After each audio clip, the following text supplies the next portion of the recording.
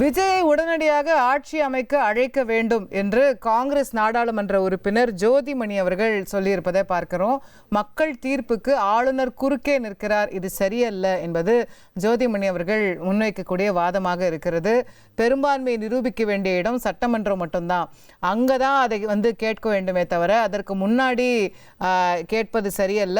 ஆளுநர் மாளிகை வழியாக பாஜக அரசியல் செய்கிறது என்ற குற்றச்சாட்டையும் காங்கிரஸ் நாடாளுமன்ற உறுப்பினர் ஜோதிமணி அவர்கள் முன்வைத்திருக்கக்கூடியதை இந்த தருணத்தில் நம்ம பார்க்கின்றோம்.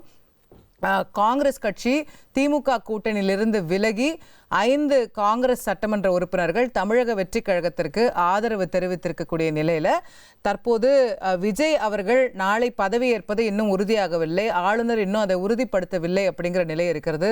118 பேர் உங்ககிட்ட இருக்காங்களா அப்படிங்கிற மாதிரியான கேள்விகளை ஆளுநர் முன்வைத்து வரக்கூடியதை நம்ம பார்க்கிறோம். அப்போ இந்த மாதிரியான சூழ்நிலையில ஜோதிமணி அவர்கள் இது பாஜக அரசியல் செய்கிறது அப்படிங்கிற குற்றச்சாட்டை ஆளுநர் அலுவலகம் மீதும் பாரதிய ஜனதா கட்சி மீதும் வைத்திருக்கிறார் அப்படிங்கிறத பார்க்க முடிகிறது. 1,28,00,000 மனங்களை வென்ற தந்தி டிவி யூடியூப் சேனல். தவிர்க்க முடியாத தம்ப்நெயில், கலக்கலான கான்டென்ட்ஸ். நீங்களும் இந்த குடும்பத்தில் இணைய இப்பவே சப்ஸ்கிரைப் பண்ணுங்க. அசுரபலம் கொண்ட எங்கள் டிஜிட்டல் கரங்களில் உங்கள் விளம்பரங்களை சேர்க்க வாட்ஸ்அப் பண்ணுங்க. 8939888838. Email advtthanditv@dttv.in.